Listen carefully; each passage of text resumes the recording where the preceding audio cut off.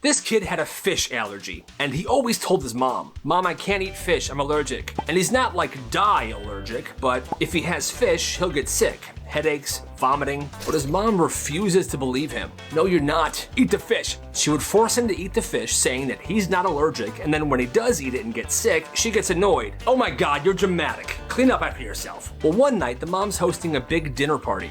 This kid is 9 years old. Everybody's eating. His mom hands him a fish fillet in front of all the guests. "Here you go, sweetie. Eat this. Let me know how it is." "Mom, I told you I can't eat fish." "That's not true. That's not true, everybody." Eat the fish. That's when the kid realized, okay, I'm gonna eat the fish. He eats the fish. Everybody's watching. 10 minutes later, he walks back into the kitchen. "Oh, did you like the fish? You want more, I bet, huh?" "No, Mom, I..." Pukes all over the mom and the table. The guests are shocked. "Oh my God, clean up an aisle fish." "Milk." Now you can see it in the mom's face. She wants to explode. Kid's like, "Do it, Mom. Everyone will see who you really are." But the mom can't. Not in front of all her guests. So she flips. "Oh, my poor baby. I think you are allergic to fish. Let me go put you to bed." She then takes him upstairs and tucks him in and joins the party again. And from that day on, she never made him eat fish ever again. Hey, kid's a genius. His name was Frog Boy, and he was the weird kid at this one school. Froggy, Puggy Wuggy. Every single day before class, he would be in the woods behind the school, catching frogs, lizards, and raising tadpoles in a Home Depot bucket. Grow, little tadpoles. Grow into frogs. And every day he would walk into class smelling like pond water. Yo, Frog Boy smells extra froggy today. But in class, he would have so much pent-up energy. He couldn't sit still, and every single teacher knew this. Kevin, why don't you go take a lap around the school, okay? Okay. They would often let him leave school and run around the building and come back to tire himself out. In different classes, other kids would be doing math, and they would look out the window to see Frog Boy running by. 2 + 2 is 6. He would also just do crazy stuff. Like one week, he super glued all the woodshop tools to the wall. It's a masterpiece. My tools! Another week, he went into the kitchen and spread flour everywhere. It looks like it snowed in here. My kitchen! And it was like that for a long time. Well, fast forward years later. One of his old classmates is at home scrolling through his phone when he stumbles on a viral motocross clip. Yo, that's sick. It's a clip of a guy on a dirt bike going off this huge ramp and doing a backflip. That's when the old classmate realizes, wait, that's frickin' Frog Boy! Frog Boy was now a professional motocross rider, and he was very rich. I'm just happy he used his energy for something awesome like that. Hey, go Frog Boy. She told him to wash the car, and she gave him a bucket and a sponge. You should be all set. All right, I'm on it, Mom. So he goes outside with the bucket and the sponge. He sets the bucket right next to the car. I'm put you right here. Then he goes to the side of the house and grabs the hose. Okay, got the hose. And he begins dragging the hose over to the bucket by the car. All right. But the hose is not long enough. It doesn't reach. Ah, great. So he turns on the water. Fill this bucket up, but how am I gonna do it? It's gonna launch it from here. And he begins spraying the hose and trying to arch it into this water bucket. Come on. But the bucket keeps tipping over. Come on. Not again. He adjusts his stance. He changes the angle of the hose. He's trying to find the best way to fill this bucket. But this kid didn't realize that he could just take the bucket and bring it to the hose and then bring the bucket back to the car. Like, at no point does that enter his brain. His mom's watching him through the window. I raised an idiot. I mean, yeah, kinda. She's 20 years old, still living at home. She's in college. That's me. She's got 5 younger siblings. Almost every single day, she is the one cooking, cleaning, and driving the kids around. In this house, that's just how it works. Well, one night she gets home late. Her class gets done at 7:30. Normally she's home by 8, but on this day she stayed to talk to the professor a bit. No big deal, right? But she came home late. Walks in the house around 9:15. I cannot believe you. Her mom is super mad. The sink's full of dishes. There's no dinner. One of the kids had to be picked up from practice by somebody else. The mom says, "You are absolutely useless." Excuse me? Her feelings were obviously hurt because she is definitely not useless. She does so much for her family every single day. Well, after her mom said that, she didn't fight. She just went right to bed.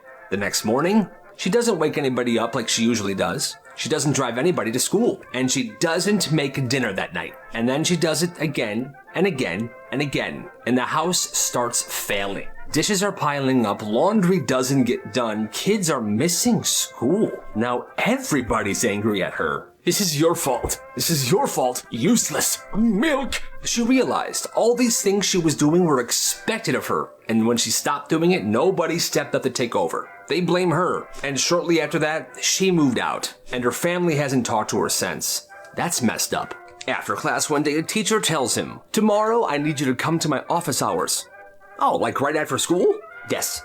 And he's actually excited. At home, he tells his mom, "I got a thing for class tomorrow after school." He tells her it's office hours, and he thinks it's a party. Ooh, office hours. That sounds fun. Let's go to Costco. We'll have you get some cookies to bring. So they go to Costco. She buys some cookies, chips, some plates. Next day after school, he's walking down the hallway with a plastic bag full of these snacks, and he's excited. He knocks on the teacher's door, smiling, and he goes in.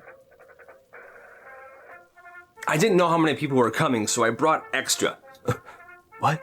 She looks at the food, looks at him. "What are you talking about?" "Office hours." She closes the door quietly and says, "We're here to talk about your failing grade." It's not a party?" "No." He sits down, defeated. He talks to the teacher, and they have a plan to fix his failing grade. And as he's about to leave, "All right, well, thanks. I guess I should go do my homework." And, "Wait! I can't let you waste all the food.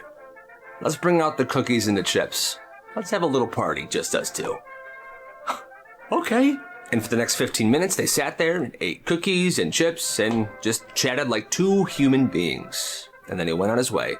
Hey, actually, that's a good teacher. In elementary school, this guy had one friend. I have one friend. It's me. But the thing is, this kid got bullied a lot. So whenever his friend hung out with him at school, his friend would also get bullied. Dude, whenever I hang out with you, your bully also bullies me. I know, I'm sorry. So they made a rule. They wouldn't hang out at school. They wouldn't hang out at recess. They weren't friends in class. They only hung out after school where nobody could see them. That's messed up. So at school, this kid was pretty much alone. Well, one day during recess, a popular kid asked him if he wanted to kick a ball around. "Hey bro, you want to play kickball with me?" Sure. This was completely out of nowhere. He was shocked. This never happened to him. Well, they started actually having fun. That's when the popular kid said this. "Dude, this is fun, man. You're not as bad as your friend says you are." What? Turns out that kid's friend was bullying him behind his back, starting bad rumors about how bad of a guy he was, being a complete two-faced jerk. He stopped talking to his friend altogether, even after school. And he actually became pretty good friends with the popular guy. "Hey, what's up, Carl? Bro, leave us alone, man. We're having a conversation." "Yeah, jerk."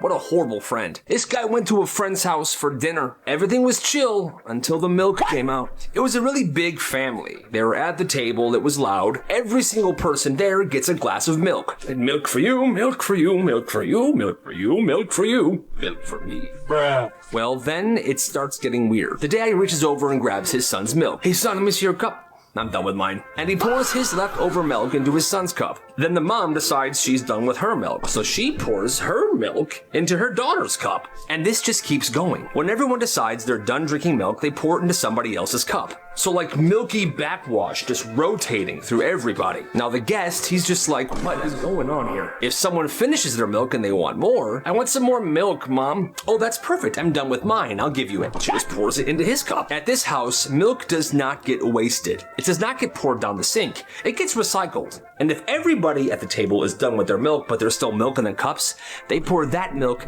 back in the carton. And my friends, that is absolutely disgusting. She's on her first date at this guy's place, and he's cooking dinner. What's for dinner? Food.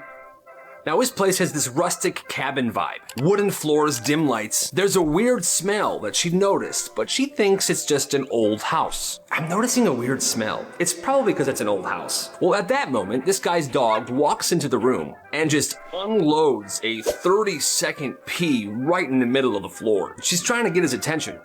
Stop. No. Your dog he's peeing. He doesn't turn around, he just says, oh yeah, he does that sometimes. Well, then she asks if there's a towel she can help him clean up the pee. Since you're cooking, I can clean it up. But he says this, nah, you can just leave it. I'll spray some Febreze on it later, let it dry by itself. And that's when it hits her. The smell wasn't the cabin. That soft spot on the floor wasn't just old wood. It was the dog's bathroom. And dogs sometimes pee inside, but he never cleaned his dog's pee up. He just put Febreze on it. She politely sat there and ate dinner. Then she leaves and never texts him ever again. That's nasty. These are the worst parents ever. In this house, certain words were banned, like disgusting. If you said the word disgusting, you were grounded for a week. Obviously, no swear words. Bedroom doors had to stay open at all times. Only time they could be in a room with the door closed was the bathroom. This kid's parents hated Cartoon Network. They called it garbage. So yeah, super controlling parents, but one day it became completely out of hand. One day the parents decided that these kids were bad enough to deserve a real punishment. You've seen nothing yet. So the sister was 14, the brother was 12. The parents made them gather every single item in their bedroom. Clothes, pictures, diaries, toys, childhood keepsakes. Their parents made them bag this stuff up in trash bags. And then they marched them outside to a giant burn pile. March to the backyard. And item by item, they made the kids burn every single thing that they bagged up. Every memory, every photo, every childhood item, completely gone. The next day, they went out to see what was left, and it was just ashes. Their entire lives up to that point, ashes. So yeah, in my opinion, worst parents ever. This family thought chairs make you lazy, so they were forced to always stand when they were eating. Breakfast, standing at the counter. Lunch, standing around the island. Dinner, standing around the table with the entire family. And they were supposed to eat fast. They were trying to be efficient, I guess. Once they were done, they would clean their plates and they would move on. Well, this kid grew up this way and he never questioned it. Why would he? That's how he thought meals worked. Then he's at his friend's house for dinner one night. And he's confused. He's standing there. The dad's like, you can sit down, buddy. What are you doing? Oh, okay. So he sits, and they talk, they laugh, they linger, and they eat their food at their own pace. He's like amazed. You good, bro? Yeah, this is just different. In a good way. He realized that his family was the weird one. Like a lot of these stories, this happens. After dinner, he goes back home and he goes to his room and cries because, what? He's been standing for every single meal, eating as fast as he can, being super stressed out because his parents are crazy. But actually, you can just sit there and enjoy your food and be with people and laugh. For the first time in his life, he was relaxed during a meal, and that meant a lot to him. Now, it's years later, and sometimes when he's stressed, he finds himself standing and eating, but he always tries to breathe, take a seat, and just enjoy those dang potatoes. It started small. This kid brought a few things from home that day. A headphones, a hoodie, and some random collectibles. And somebody jokingly goes, I'll trade you my Jordans for those headphones. He says, okay. And that's the moment it clicks. The next day he comes to school and that duffel bag he brought of stuff is heavier. And he starts telling people during lunch to meet him in the bathroom. And everything he had was up for trade. Okay guys, line up. Here's what I got. What do you got? And the value is negotiated right there on the spot. A hoodie for a watch for AirPods, AirPods for a portable speaker shaped like SpongeBob SquarePants, a portable speaker shaped like SpongeBob SquarePants for a porcelain plate that someone stole from their grandma's house that's worth a lot of money. Okay, I think we all did good today. We happy? Yep. Perfect. By week 3, there's a huge line of people holding random objects trying to trade with this kid, because the best part is you were never sure what he was going to bring. Some of the stuff that was traded included shoes in a plastic bag, electronics, gift cards, jewelry. Bro, that's a PlayStation 5. I know. Now say you wanted something nice, but the thing you had to trade didn't equal the value. Okay, I'll trade you this for that, but tomorrow you gotta bring me something else to make it even. Deal. So now there's credit on the line, and that's when it gets dangerous, because if someone didn't follow up with their end of the deal, there was arguing, fights, full-blown bathroom brawls. And then came the bandits. bigger kids that stormed into the bathroom one day and stole everything. Hey, Pipsqueak, give us the stuff. I knew I should have hired security. That's another lesson. Always hire security. The school then gets involved in a pretty major way. Suspensions, confiscations, meetings with parents who are finding out for the first time that their kid traded their family heirloom for a frickin' SpongeBob speaker. That bathroom was closed down for the rest of the year. But nobody ever forgot that underground trading post in the school bathroom. This is nuts. So one day, this kid slapped another student with a ruler. Hey, Billy.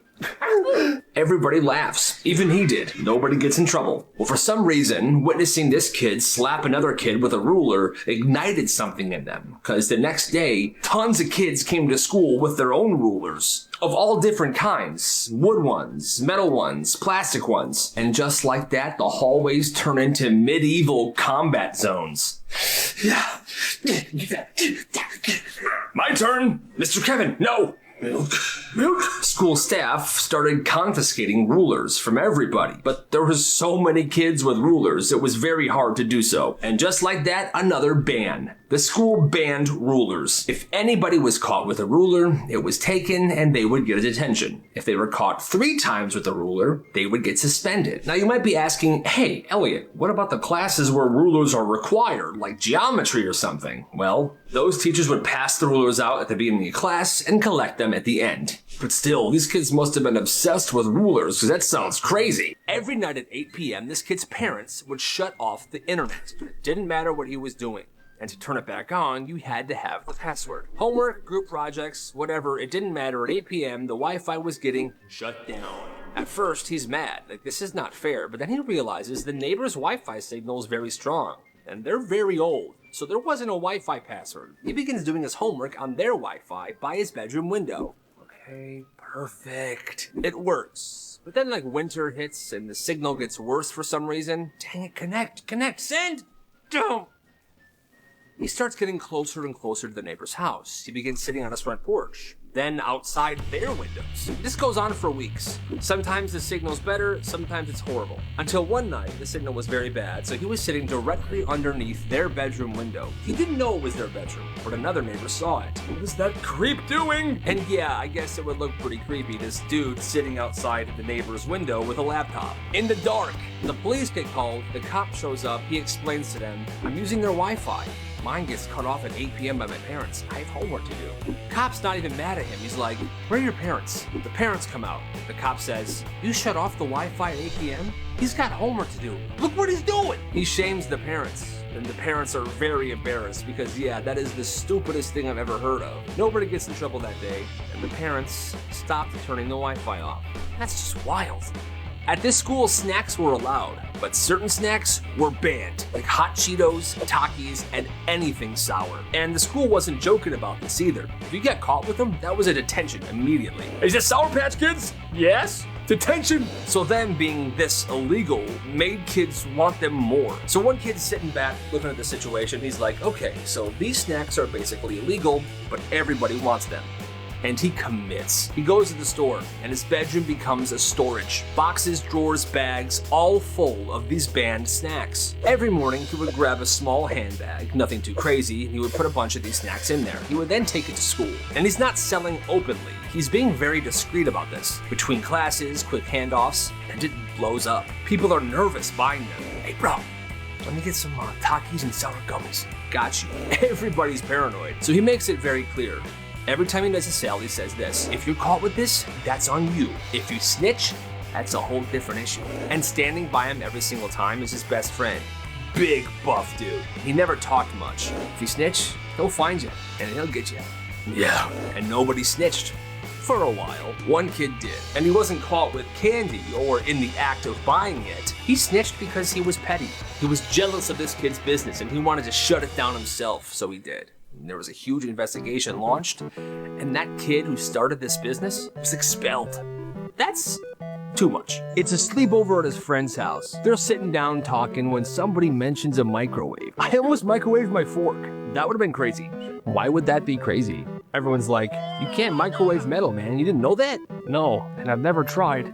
They explain to him that it's bad to microwave metal, like fire hazard bad. Well, they all go to sleep, and this kid's laying there. He can't stop thinking about it. Metal microwave. Microwave, metal, microwave, metal, microwave, metal. He just can't let it go. Staring at the ceiling, he decides, ugh, I need to find out for myself. So he goes into the kitchen of his friend's house, opens the silverware drawer, grabs a handful of forks, knives, and spoons, puts it in the microwave, and presses start.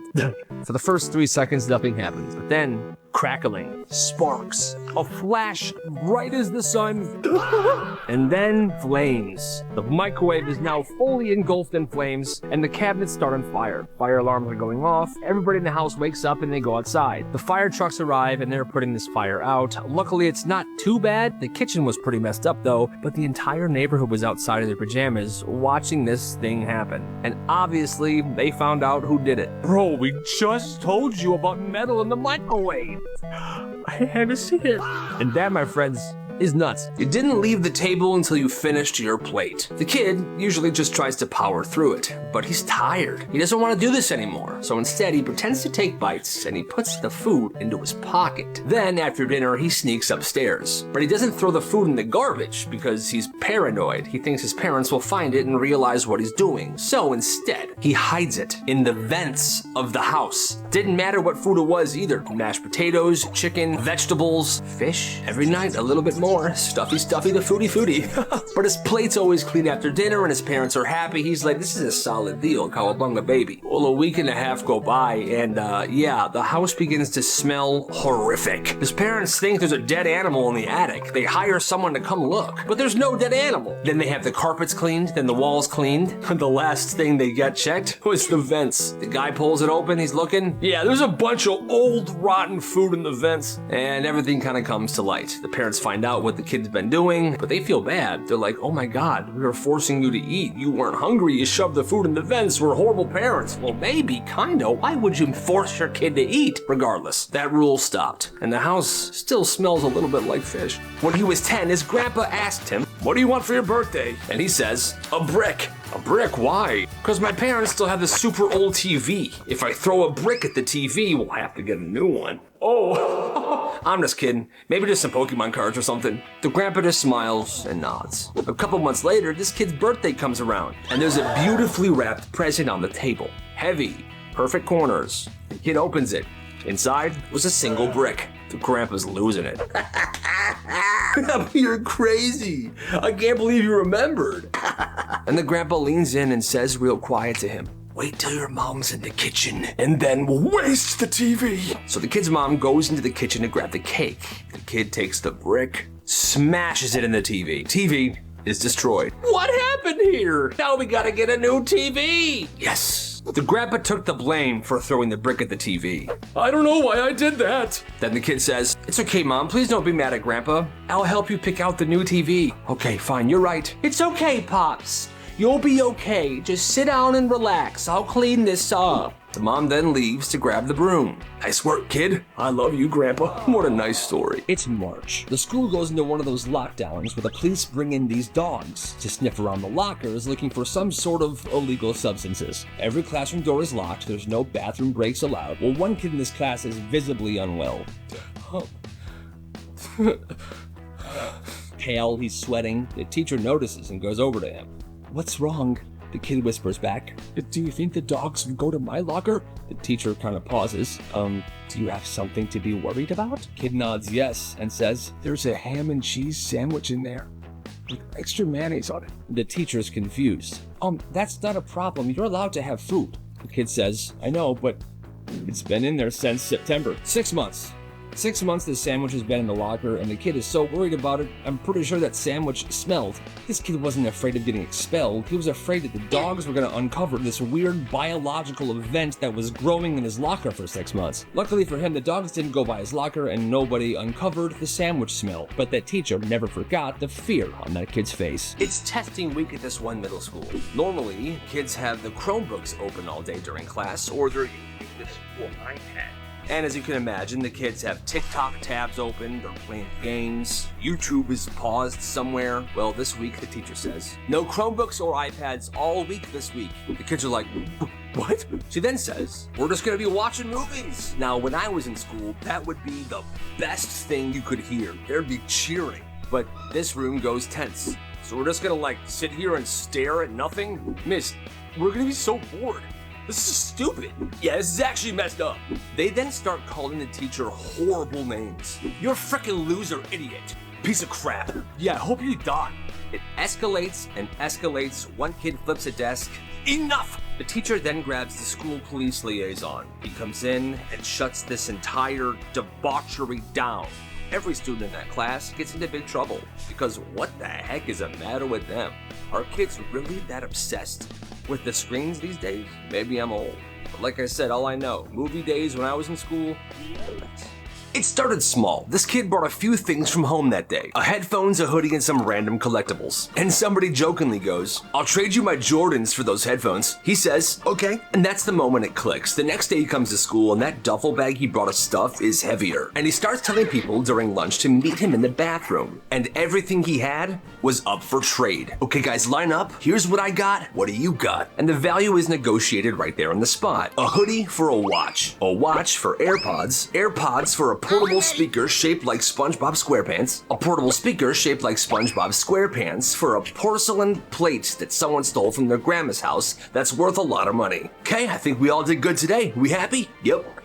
Perfect. Milk. By week 3, there's a huge line of people holding random objects trying to trade with this kid, because the best part is you were never sure what he was gonna bring. Some of the stuff that was traded included shoes in a plastic bag, electronics, gift cards, jewelry. Bro, that's a PlayStation 5. I know. Now say you wanted something nice, but the thing you had to trade didn't equal the value. Okay, I'll trade you this for that, but tomorrow you gotta bring me something else to make it even. Deal. So now there's credit on the line, and that's when it gets dangerous, because if someone didn't follow up with their end of the deal, there was arguing, fights, full-blown bathroom brawls, and then came the bandits. Bigger kids that stormed into the bathroom one day and stole everything. "Hey, Pipsqueak, give us the stuff." I knew I should have hired security. That's another lesson. Always hire security. The school then gets involved in a pretty major way. Suspensions, confiscations, meetings with parents who are finding out for the first time that their kid traded their family heirloom for a frickin' SpongeBob speaker. That bathroom was closed down for the rest of the year. But nobody ever forgot that underground trading post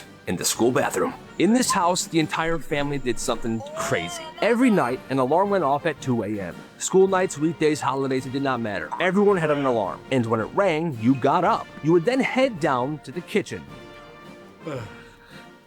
Your milk.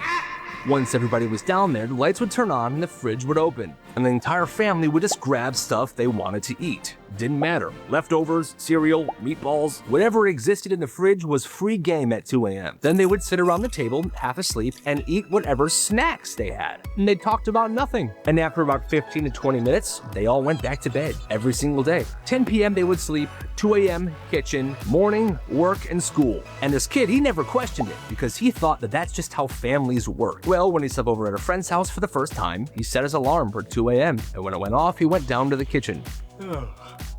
And nobody was there. He waited there for about 6 minutes, but nobody came down. I've been waiting here for about 6 minutes, but nobody's coming down. So he just goes back to bed, and in the morning, he brings it up to his friend. And his friend thought he was crazy. Well, yeah. This guy says that even now, years later, sometimes he will randomly wake up at 2 a.m., like his body's trying to get him to go to the kitchen. Just an instinct. And sometimes he does go down there and grabs a snack. That's nice. When this kid was a toddler, his mom would keep him on a leash in the yard. She would clip it on him, and then she would tie the leash to something in the yard. And she let him play while she did the dishes. Well, one day he's sitting in the yard and he's eating ants straight off of an anthill. Just literally grabbing them and eating them like they're freaking popcorn. Well, that's when he gets curious. So he takes a handful of this anthill and starts stuffing his pockets. He's stuffing his pockets with ants so he can have a snack for later. This kid then takes the harness off of himself and begins walking towards the street. Just him, free, with a pocket full of ants. The mom sees this and goes outside to start to get him, but as he reaches the road, a van pulls up. This dude opens the van and grabs him and puts him in the van. Yeah, kid, get in, kid. There's another guy inside. There's a guy driving the van and another guy in the back seat. So now it's this dude, the kid, and the other dude sitting in the back seat. Now his mom is losing it. The car peels off. She's screaming, chasing this van. But inside the car, everything changes. The guy who grabbed them starts screaming. No, get him off me! Get him off me! He's thrashing, panicking, because guess what happened? This toddler's pockets, like I said, were full of ants. And now they're everywhere in the van. This guy loses it. He just yanks open the van door and throws this kid into a ditch. Car's gone. The mom finds the kid moments later, alive, well, covered in ants, and eating them. And honestly, that's the craziest story I have ever heard. For almost a year, this kid kept reporting the same bully to the office. He beat me up again. And every single time, the school staff reacted the same way. Okay, we'll look into it.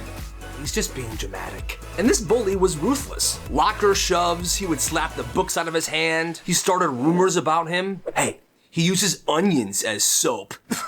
But the school staff kept saying, we'll keep an eye on it. I'm not doing nothing.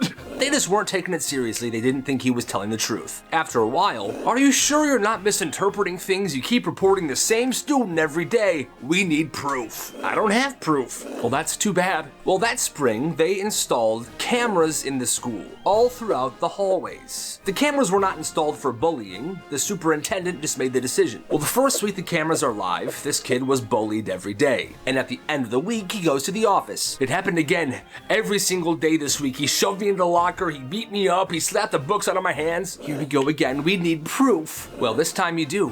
Remember? You guys installed cameras in the hallway. Oh, that's right. They checked the cameras and they saw it. Every day that kid being bullied by the same bully he said he was being bullied by. And there was an investigation launched. The bully gets suspended for 2 weeks. And the school staff pulls him into the office and apologizes. I mean, finally, but that's still super messed up. His parents bought a house from a guy that owned a bowling alley. And the garage was stacked floor to ceiling with old wooden bowling pins. Like surrounding the garage 10 feet high. So whenever they lit a fire in the fireplace, his dad would say the same thing. Hey son, go grab me a pin. Okay, sure thing, Pops. Then his dad would use that wooden bowling pin to start a fire in the fireplace, and to him, that was normal. Bowling pins equaled logs. Well, years later, he's at his first sleepover at his friend's house. It's a cold night, and the friend's dad wants to start a fireplace in the fire. Okay, everyone, I'm gonna start a fire. Well, this kid sees this as a moment that he can help. He wants to be helpful, so he stands up immediately. Cool, I'll help. Where do you keep your bowling pins? Bro, what? They were all confused, like, what do you mean, where do you keep your bowling pins, you freaking weirdo? The dad finally laughs and explains to him that people can just use logs to start a fire, not bowling pins. And that's when it hit him. He was the weird one. His entire childhood fireplace experience was insane. And then he watched his friend's dad light a regular log in the fireplace, and he was disappointed. Because he said, bowling pins, they burned better. That's crazy. She planned her son's birthday party. He was turning 13. She was a single mom. She wasn't wealthy, she was just getting by. And her son's birthday lands right next to Christmas. So most years he doesn't get much, but like I said, he's turning 13 years old. It's a milestone, so she saved up. She was gonna plan him an awesome birthday with his friends. Batting cages, cake, games, food, a scavenger hunt with a cash prize. She pulled out 4 $5 bills earlier that week to use for the scavenger hunt. Well, on the last day of school, before this kid's birthday party, there was an event at school that she gave her son $5 for. Later that day, her son's friend comes over to hang out briefly. After they leave the house to go play around in the neighborhood, she goes to the kitchen and sees her purse sitting there, and her wallet is open. And she is convinced there's a $5 bill missing from her wallet. What the heck is this? She calls her son, "Did you take $5 from my wallet?" He says no. She asks if his friend took it. He says no, my friend didn't take it. And she's convinced he's lying about this, but he's sticking to his guns. "I promise you, Mom, I didn't take it and neither did my friend. This is crazy." "Well, I just don't believe you, so your birthday party is canceled. I already called the batting cages. It's over." All this over $5. $5 that she might have just lost herself. Maybe her son didn't actually take it.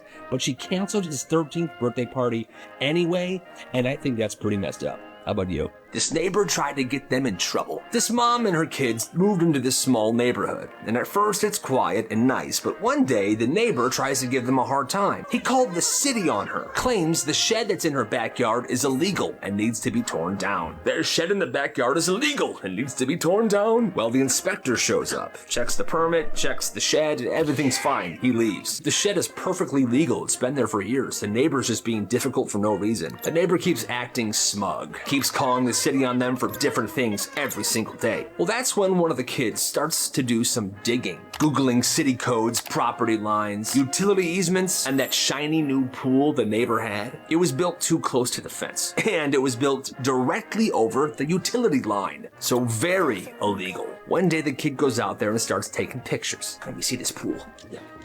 Photos sent to the city, reports filed, and the city gives him a choice. You gotta move the pool or fill it in. How am I supposed to move the pool? Exactly. So he was forced to drain it, tear up the concrete, and fill it in with dirt. $40,000 down the drain, quite literally. And that is some petty revenge. This family doesn't do game night. They do drills, fire drills, earthquake drills, intruder drills, and not because they're paranoid, because they think it's fun. Okay guys, fire drill time. All right family, earthquake drill. All right guys, intruder drill, milk drill. Go to bed, Grandpa. Each week a different family member hosts the drill. Whoever's hosting the drill has to make it as real as they possibly can. At first it started basic. Fire drill was yelling, there was timers and alarm, but then they would get creative. They put out space heaters in the doorways to make it feel hot. They turned the heat up to 90 degrees in the house, even in the summer. They pumped fake smoke from a fog machine. It was nuts. The earthquake drill. They moved the furniture ahead of time. They would blast low frequency bass through the speakers, makes the house seem like it's vibrating. And they would have their friends come over and slam a bunch of doors to make it seem like the house is falling apart. Now they would do multiple fire drills, multiple earthquake drills. What they would do is they would just try to improve it every single time they would do it. Now the intruder drills are where things kind of got out of hand. The son hires a guy to come in the house at 2:14 in the morning.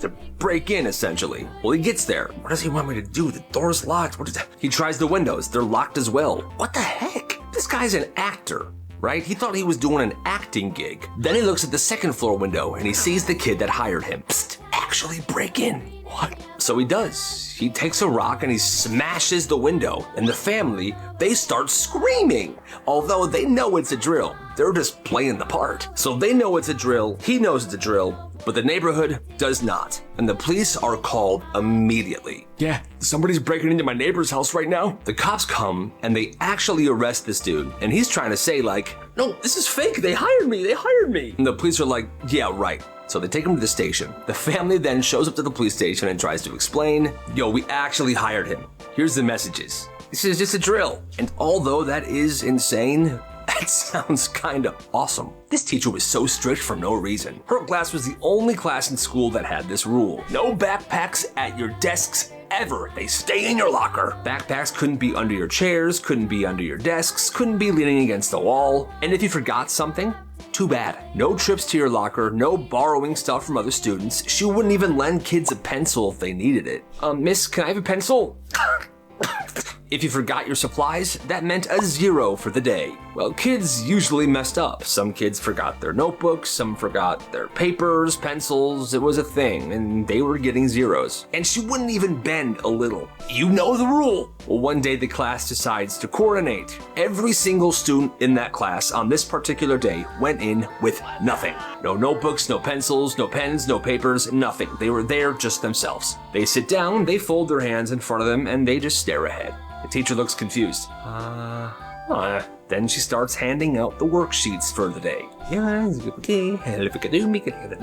No one moves. Why is nobody writing? We all forgot everything today, Mrs. Cabinet. If we had our backpacks, maybe we'd have our stuff. Oh, well, you all know the rule. The entire class gets a 0 for that day. The next day, they do the same thing, and they get a 0 again. The third day in a row, the class is sticking to their guns. They're all showing up with nothing.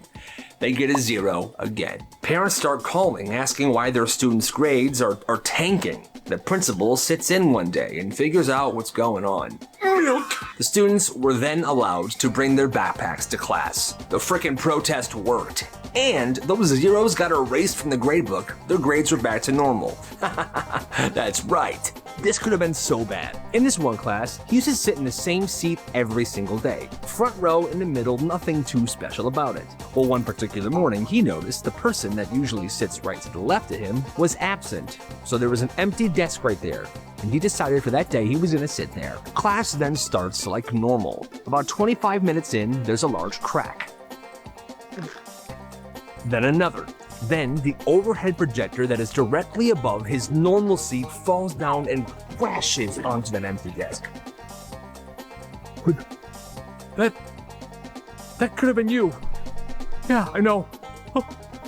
And it went down fast. The desk was now cracked. Imagine if he was sitting there. The room was frozen, like holy crap, this could have been horrible. Maintenance comes in, they pick it up, they make sure nobody's hurt, and then they just go on about their day. But that day could have gone a whole lot differently if his classmate wasn't sick, and if he decided he wasn't gonna switch seats. But he did, and life went on. Somebody's looking out for him. This English teacher was super chill. Okay guys, late homework can be turned in at any time up until the last week of school. Dude, that's awesome. You can turn your homework in up until the last week of school, and I'll take no points off. He figured that this would encourage students to just do their homework at their own pace and do it well. Well, one kid takes advantage of this situation. He doesn't turn in homework all year. Weeks pass, then months. The teacher assumes this kid just dropped the ball and that he's not gonna turn it in ever. Until the final week of school. He brings a stack of worksheets and essays to this teacher's desk. And I mean,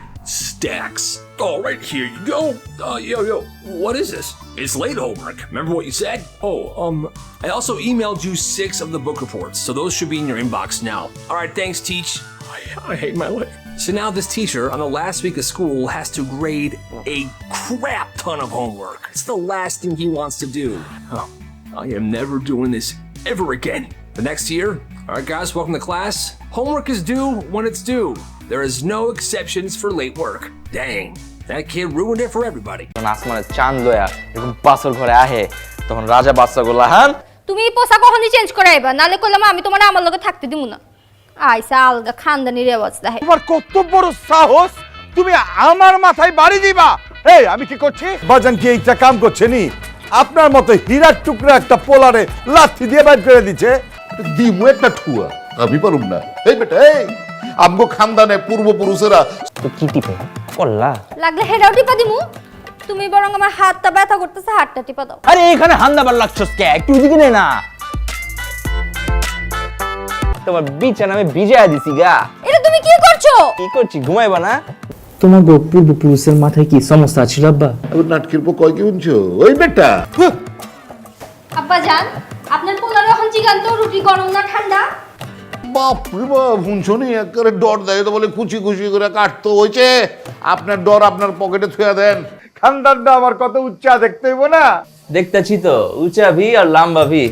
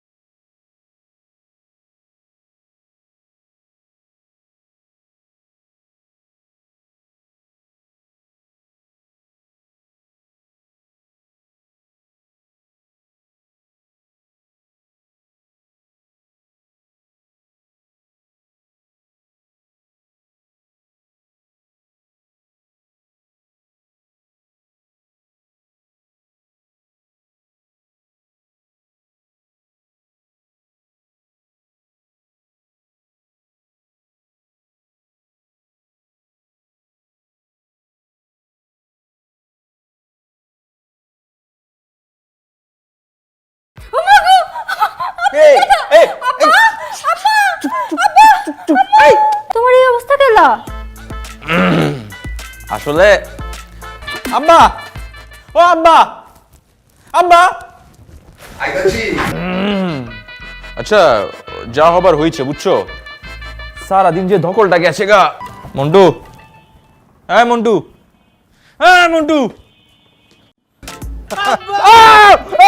আমি তো অনাথ হয়ে গেছি গে একেবারে মনে করে আমার বাপে আমারে এটা কেমন বাট পারি হ্যাঁ তোমার আব্বা না খুব কান্দানি আমারে কইছিল কাশি খাওয়া সকাল সকাল তুমি আয়া পড়ছো চিল্লা কেমতে কি হয়েছে হ্যাঁ আরো থেকে অনেক পর দেখে দেখতেছি ফোনের পিছে লাইগা রইছো বাজান তোরা আর একটা বুদ্ধি দিতেছি কি হয়েছে আব্বা আবার কি? আগে সব কথা হই না লই তারপর তুই খালাসে যাবি কবু মা গেটে দুটো বার করে দিচ্ছিলাম। ল তোর গাড়টি বুঝ ল সারা জিন্দেগি আমগো খানদানের সত্ত্বে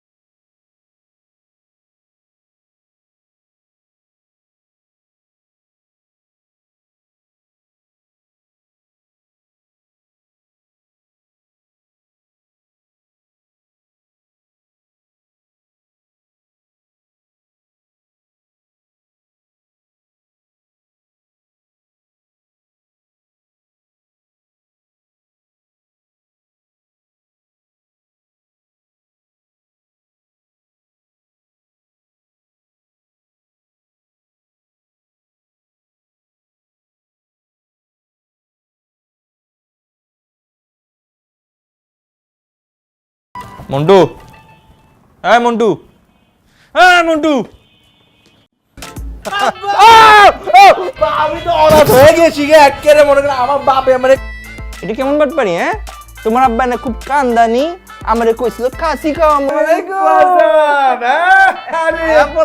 সকাল সকাল তুমি আয়া পড়ছো চিল্লা কেমতে কি হয়েছে হ্যাঁ আরো থেকে অনেক পর দেখে দেখতেছি ফোনের পিছে লাইগা রইছো বাজান তোরা আর একটা বুদ্ধি দিতেছি কি হয়েছে আব্বা আবার কি?